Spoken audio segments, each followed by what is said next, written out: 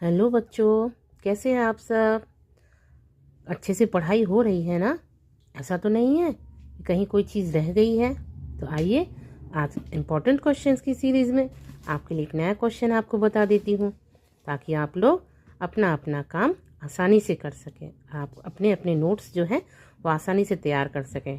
चूँकि अब time notes बनाने का नहीं है, तो आप इन्हीं वीडियोज़ को देखकर और अपना रिवीज़न कर सकते हैं।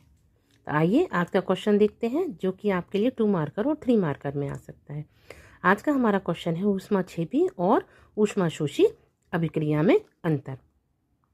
इसी प्रकार से जैसे मैंने आपको पहले ही बताया कि डिफरेंस अगर लिखेंगे तो हम 3 पार्ट्स में डिवाइड कर लेंगे, और फर्स्ट पार्ट में लिखेंगे इसकी विशेषताएं, सेकंड में ऊष्माक्षेपी और थर्ड में ऊष्माशोषी। अब देखिए, जैसे कि आपको नाम से स्पष्ट हो रहा है ऊष्माक्षेपी, इसका मतलब क्या है? ऊष्मा को बाहर निकालने वाला। सबसे पहले आइए देखते हैं। तो सबसे पहला हम विशेषता में लिखेंगे ऊष्मा। तो ऊष्मा बाहर की तरफ निकलती है या उत्पन्न होती है, ठीक है। इसमें ऊष्माशोषी में नाम से स्पष्ट हो रहा है, शोषी लगा हुआ है, तो ऊष्मा का अवशोषण करते हैं, या इसी को हम कह सकते हैं कि ऊष्मा जो है वो अंदर की तरफ ली जाती है। तो ऊष्मा के लिए आपको लिखना है कि बाहर निकलती है या उत्पन्न होती है, और इसमें ऊष्माशोषी में लिख देना है कि ये अंदर की तरफ ली जाती है या इसका अवशोषण किया जाता है। आइए नेक्स्ट देखते हैं। तापमान। तापमान आसपास का तापमान जो है होता है वो कैसा होता है? ऊष्माक्षेपी में गर्म होता है, क्योंकि इसमें ऊष्मा उत्पन्न होती है। और इसमें तापमान कैसा होता है? क्योंकि अवशोषित होती है तो आसपास का तापमान कैसा हो जाता है?